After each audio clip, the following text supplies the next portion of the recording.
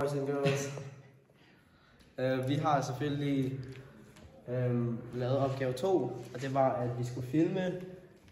Og det blev så mig, der lavede et basketballhoop op i gymnastiksalen, hvor jeg så står lige her, sådan omkring 1,80 cm, fordi det så jeg er.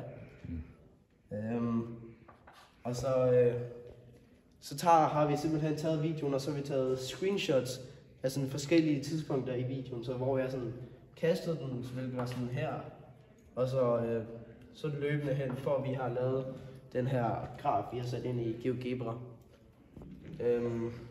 Og vi kan så se, at startpunktet, det var sådan 1,80. Eller 1,8. 1,7. Ja, 1,7. Det her er ligningen. 1,7. Det er så, der er vores ligning der, meget smukt. 1,7, det er der, hvor den skal y-aksen, så det er altså C-værdien.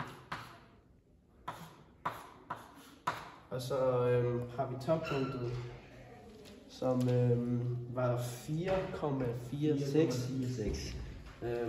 Det her, det er så toppunktet, by the way, i det her kryds omkring. Så.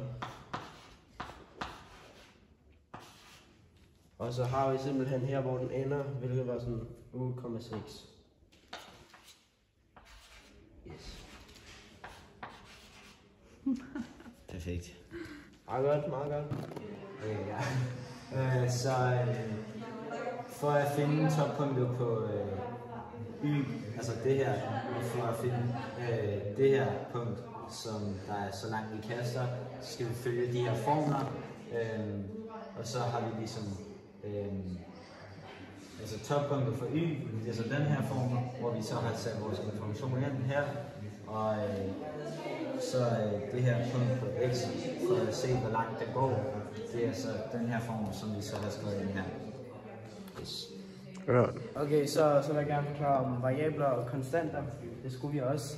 Så variabler, det er så det, der kan variere i værdi, og sådan, så det er selvfølgelig x og y, fordi de har forskellige værdier. Og så det kan selvfølgelig ændre på grafen, og konstanterne, det er så alle bogstaverne, så A, eller nej, det er også bogstaver, A og B og C, for eksempel i en andengrads funktion. Og så vil jeg gerne forklare om A-værdien. Og A-værdien, det gør det, så at det sådan, jo højere A-værdien er, jo mere kommer din andengrads funktion til at se sådan her ud.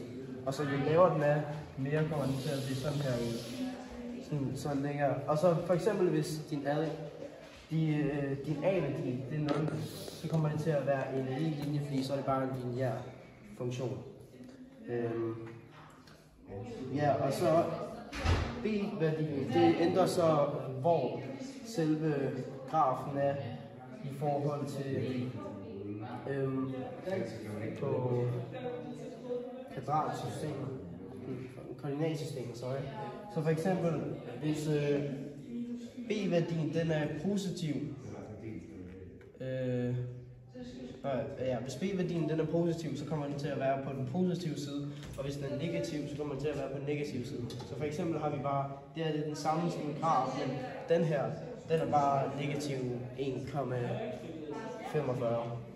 Også en ting med A-værdien. A-værdien, det også sådan, fungerer sådan, så hvis du har en positiv A-værdi, så kommer det til at være en flad mund, og så hvis du har en negativ, så kommer det til at være en sur mund.